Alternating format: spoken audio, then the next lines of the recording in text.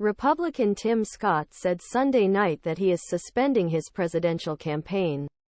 "When I return to Iowa, I won't be running for president. I am suspending my campaign.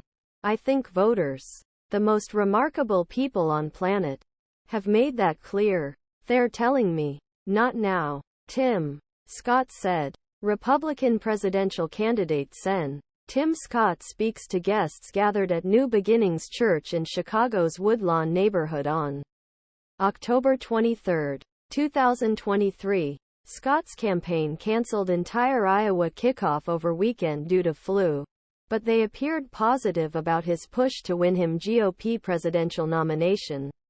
Earlier Sunday, the campaign had confirmed to ABC News that Scott would attend Bob Vander Plaats' family leader Thanksgiving forum later in the week.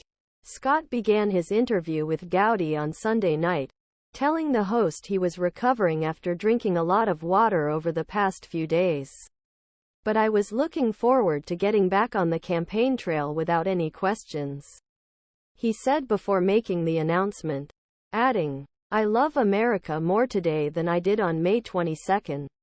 Scott said he respects the voters' decision at this time, "And I am going to hang on and keep working really hard and look forward to another opportunity," he added. Scott began campaign May 22 at his alma mater, Charleston Southern University in South Carolina, with about $22 million left over from Senate campaign and endorsements from Sens.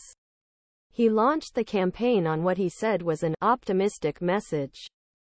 Growing up poverty in North Charleston, South Carolina, Scott, the only black Republican in the Senate, often talked about how his grandfather picked cotton to make ends meet.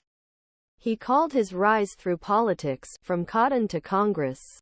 He would eventually become a senator, after spending 2 years in the House before being appointed to the Senate by current GOP presidential candidate and former South Carolina Gov. Scott said he believes his story disproves the lies of the radical left.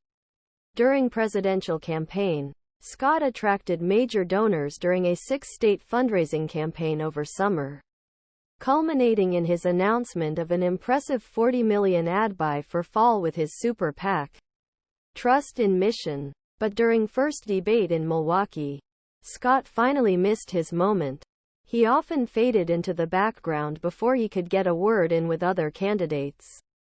He failed to stand out, and voters noticed. Questions began to arise from political pundits and voters about whether he was too good to be president. As a result, Scott began working on his.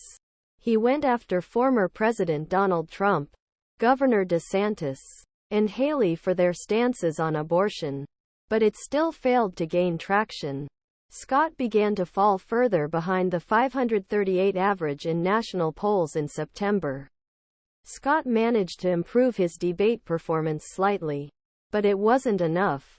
After Hamas attacked Israel on October 7, its campaign struggled to get the word out, despite using the strongest land